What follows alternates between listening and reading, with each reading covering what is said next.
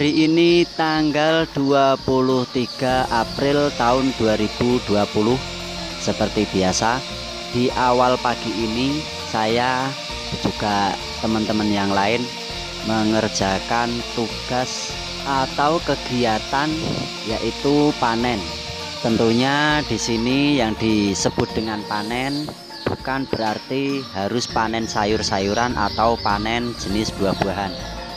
Melainkan di sini kita menggunakan kata panen yaitu menurunkan DOC atau mengeluarkan DOC dari mesin hatcher. Pada dasarnya di sini yang dinamakan mesin hatcher secara pengetahuan saya adalah untuk mesin penetasan. Beda dengan setter kalau saya menyebutnya sebagai mesin pengeraman.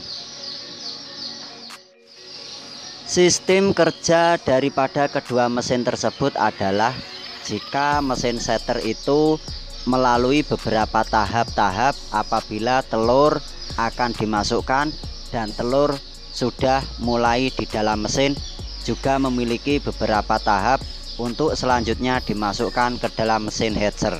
Tahap awal jika telur ingin atau akan dimasukkan ke dalam mesin setter, yang pertama tetap kita lakukan dengan secara baik, yaitu yang pertama kita bersihkan telur dari sisa-sisa kotoran. Supaya apa?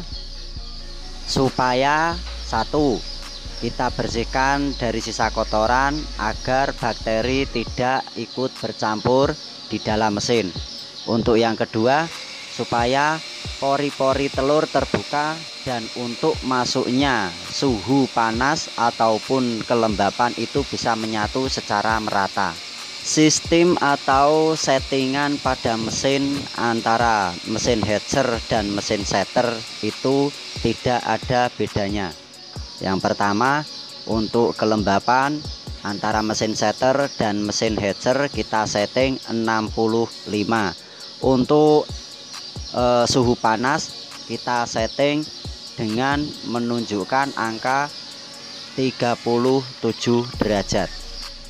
Supaya settingan tetap terkondisi dengan baik, alangkah lebih baiknya jika kita menggunakan alat manual yang disebut dengan termometer. Karena bagi saya kondisi mesin biarpun keadaan masih oke ataupun masih stabil, tapi untuk keyakinan saya cenderung ke alat termometer sebagai alat ukur suhu panas yang sekiranya bisa maksimal dan bisa akurat. Setelah mesin kita setting secara baik menurut kita, lalu kita masukkan telur-telur yang kita sudah bersihkan ke dalam mesin. Setelah kita masukkan lalu kita tutup. Beberapa hari atau seminggu sesudahnya kita baru melakukan tahap awal candling, yaitu candling pertama, dimana candling pertama itu dilakukan 1 minggu setelah telur masuk ke dalam mesin. Apakah candling itu? Kalau menurut saya pribadi, candling adalah sortir antara telur. Di antara telur tersebut memiliki 3 karakter. Yang pertama, fertile, dead embryo atau infertil, dimana yang dinamakan dengan fertil yaitu telur yang masih bisa menetas, dead embryo berarti telur mati, dan infertil telur kosong atau telur tidak berembrio. Dan candling itu dilakukan 2 kali secara beda dengan waktunya. Yang pertama 1 minggu, yang kedua 2 minggu. Setelah candling 2 kali sudah kita lakukan, baru telur kita pindah ke mesin hatcher pada usia 18 hari, menunggu sampai menetas pada 21 harinya. Setelah mencapai batas waktu yang ditentukan, di mana telur akan menetas pada usia 21 hari, lamanya waktu yang sudah ditentukan, maka telur tersebut segera dikeluarkan dan akan memberikan hasil seperti ini.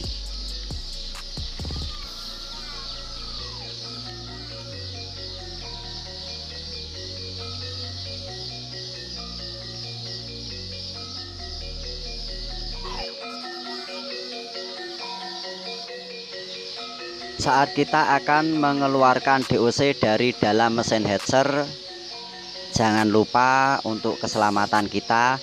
Yang pertama, kita selalu sedia masker, di mana masker itu berfungsi sebagai penyaring udara kotor, karena udara yang keluar dari mesin hatcher tersebut merupakan campuran udara dengan bulu-bulu halus sisa dari DOC tersebut.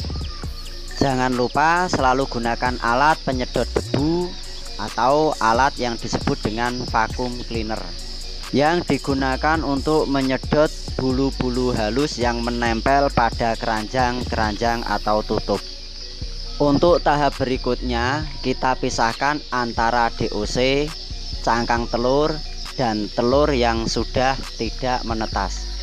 Di antara telur yang tidak menetas tadi, tetap kita pilah lagi, karena di antara telur-telur tersebut ada yang masih bisa ditetaskan.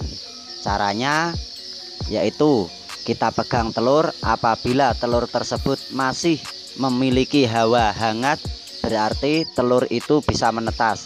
Tapi jika kita memegang telur itu dalam keadaan hawa dingin, berarti telur tersebut sudah tidak bisa menetas atau mati. Setelah DOC kita pilah dan kita pisahkan dari telur dan cangkang-cangkangnya, lalu siap-siap kita menyediakan vaksin NDIB tergantung jumlah penetasan telur yang sekarang. Kalau jumlah penetasan DOC itu mencapai 1000, maka kita menyediakan vaksin NDIB dengan dosis 1000 mg. Fungsi daripada vaksin NDIB tersebut adalah untuk menanggulangi atau untuk mencegah penyakit bawaan dari sang induknya.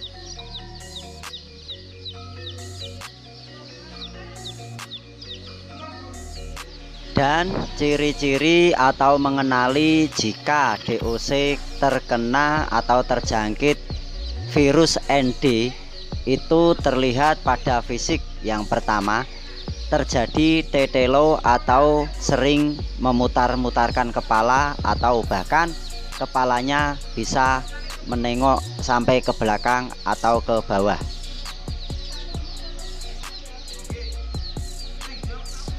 Sekarang waktunya kita perhatikan teman-teman dari kandang melakukan vaksinasi terhadap atau kepada DOC tersebut.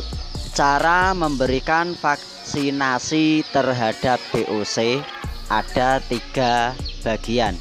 Yang pertama bagian mata, yang kedua bagian paruh, dan yang ketiga bagian hidung.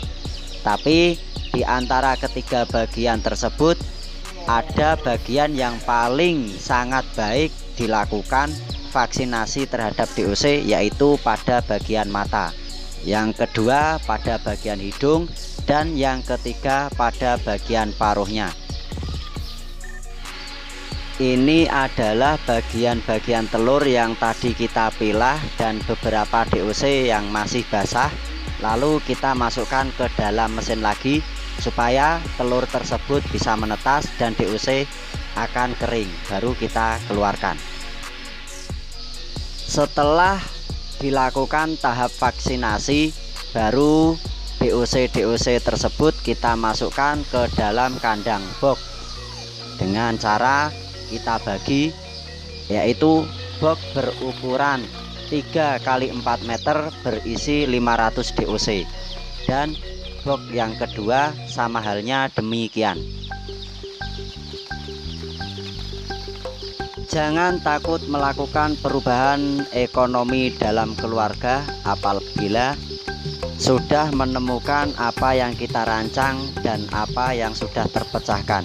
Jangan takut untuk beternak, tetap maju para peternak Nusantara. Semoga channel saya ini sedikit bisa membantu para peternak se-Indonesia. Semoga bermanfaat dan dapat diambil hikmahnya.